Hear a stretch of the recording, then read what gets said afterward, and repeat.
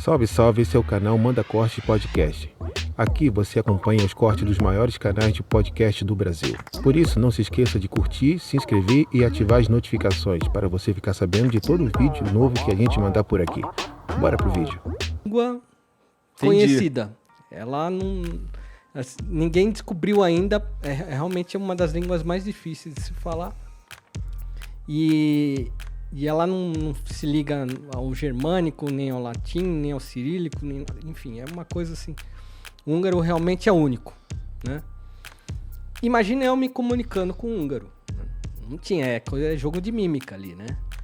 E eu queria falar, Brasil, coisa antiga, tem aí coisa muito antiga.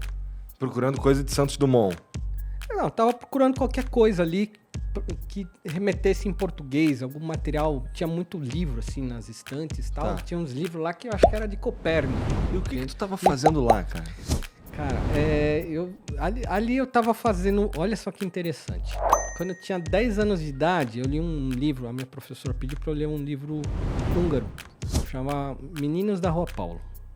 Então o autor é um autor famoso lá na Hungria. Tá? É tipo um Machado de Assis lá na Hungria. Chama Ferenc Molnár. E aí eu tava viajando pela Europa e aí surgiu essa possibilidade de passar na Hungria. Então eu falei assim, cara, eu lembro o nome das ruas lá que estavam lá no livro. Eu vou lá para saber se existiu mesmo aquela história naquele lugar. E quando eu cheguei no lugar, realmente existia tudo que tava no livro. As ruas bonitinho, tudo certinho. Eu achei, eram uns meninos, era um livro infantil. Eu li quando eu tinha 10 anos de idade. Meninos que brincavam de guerra, né, de conquistar o forte do outro, era aquela coisa, né, de guerra de bolinha de areia e tal. E eu descobri esse lugar lá. E aí eu falei, olha, aqui realmente aconteceu, a rua Ferenc Molnár, existe até a praça Ferenc Molnár, tá aqui a área baldia e tudo mais, eu quero levar alguma lembrança daqui. E aí, quando eu vi o antiquário, eu falei, eu adoro história, eu queria pegar algum registro como uma lembrança daquele lugar. E quando eu entrei nessa loja, foi interessante, porque você tenta se comunicar em inglês, eles não entendem. Brasil, já ouvi isso alguma vez na minha vida, né? Tá. E aí ele foi lá pra trás lá da loja, me deixou ali naquele momento que eu falei, o que vai acontecer agora, né? Tipo, ele me largou aqui, é pra eu esperar, não é pra eu esperar, não sei, né? Ficou aquela situação esquisita. E aí ele trouxe uma pastinha, toda... Se vê que era uma coisa antiga. A pastinha já era um negócio que parecia do século XV, assim, né? Toda rebuscada, com chavinhas, assim, e tudo mais. E ele falou assim, Brasil. Depois da minha mão. E aí, eu abri a pastinha, dentro tinha um folhetinho que era um jornal de Portugal impresso para o rei Dom João. Tava lá na capa, né? Era uma espécie, naquela época, o rei, ele se informava por jornal o que estava acontecendo ao redor, né, dos outros países. E aquilo estava escrito em português, mas não em bom português, porque o português de 1760 ali é um português que as letras ali se misturam. O F, na verdade, tem som de S. Então, para você ler é um pouco chato. Entendi. Você lê bem devagar aquele documento. Mas eu falei, cara, quero levar isso aqui, né? E o cara cobrou super barato. Sei lá, foi coisa assim de 20 euros o negócio. Eu falei assim, caramba, cara, que pichincha. E o cara nem sabe o que tem nesse documento. Eu sei, porque eu leio português. E eu não li na hora do que se tratava, mas eu vi que era uma coisa muito valiosa. Olha como você dá umas, né, caçadas ali, né? Então você encontra umas coisas nessa vida. Na volta do avião, que aí eu tive tempo, falei, vou dar uma lida agora naquele documento aqui, né? E eu comecei a ler, assim, meu olho arregalou, assim. Aí tinha um texto, e ele falava de aparições. Olha só o que era o documento. Ele falava assim, nesta data de 26 de maio de 1700, na Irlanda do Norte, se encontrou... Várias pessoas estavam a avistar o zênite, não sei, é uma linguagem toda esquisita, né? E aí eles falam assim, bolas luminosas apareceram no céu e elas refletiam como metal. Aí eu li aquilo ali e falei, como assim bola que reflete como metal? tem alguma coisa estranha aqui. O relato, naquela época, eles já sabiam diferenciar o que era um cometa e o que não se sabia dizer o que era.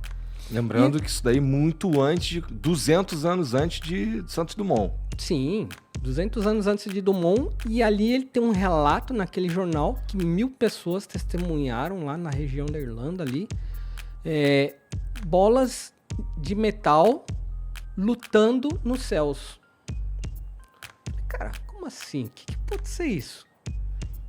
Aparentemente, e eu não estou dizendo que mas aparentemente ali é um relato do primeiro OVNI que se tem na história e foi parar na minha mão por 20 euros. E aí eu olhei aquilo ali e falei, cara, isso aqui é poderoso, deixa eu guardar isso aqui.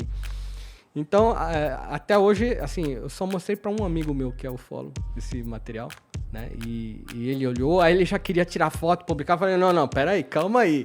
A humanidade não está preparada para isso aqui.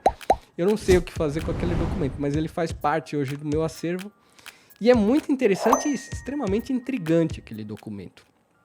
Então, era um jornalzinho que era enviado para o rei, para a corte, para eles se inteirarem de tudo o que estava acontecendo na Europa. E um dos assuntos era uma coisa extremamente indecifrável, uma luta nos céus de objetos voadores.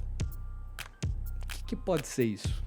Me diga pode você. Ser isso? Sei lá. Tu que foi na área 51, porra. Então, como é que foi essa visita aí? É por isso que eu quis ir. Eu falo assim, acontecem muitas coisas incríveis, né, nessa vida, né? Vou lá, vamos ver o que acontece, né? E, obviamente, não foi uma viagem assim... eu sei que existe um perigo para ir na área 51, de fato. É uma região militarizada.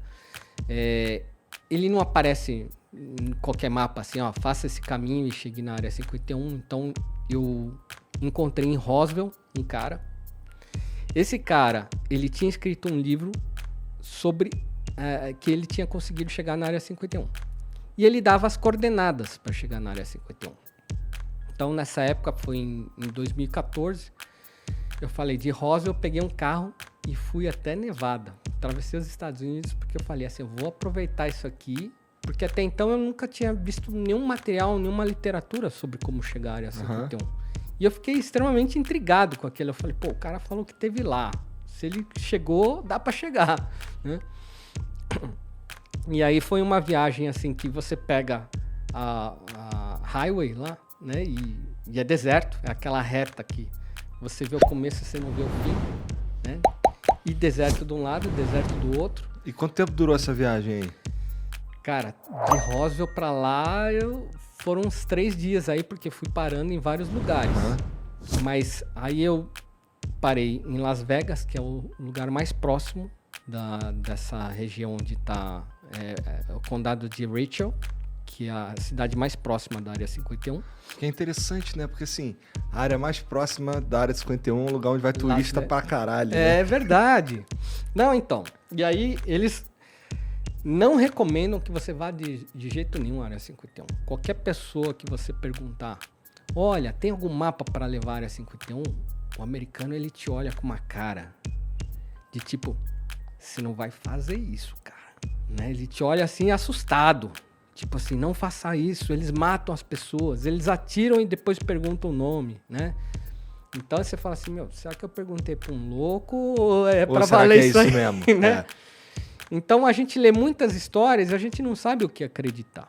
Mas eu estava pré-determinado a ir à área 51 e aí eu tenho no meu site, depois entra lá, ou só digita Palhares, área 51, você vai cair lá no meu blog que eu conto certinho o caminho para chegar lá. Também já abri porta aí para alguns brasileiros aí. Mas não vá, você vai tomar tiro. Não conheço ninguém que foi. Que eu saiba, eu fui o único, mas eu dei lá todo o caminho das pedras. E aí, você chega nessa cidade que se chama Rachel, que é uma cidade assim que tem 20 trailers. Essa é a cidade. Tipo, todo mundo mora no trailer no deserto. Aí você chega lá e, bom, onde é que se come aqui, né? Bom, tem uma lanchonete lá, que é o Alien Inn, o nome da lanchonete.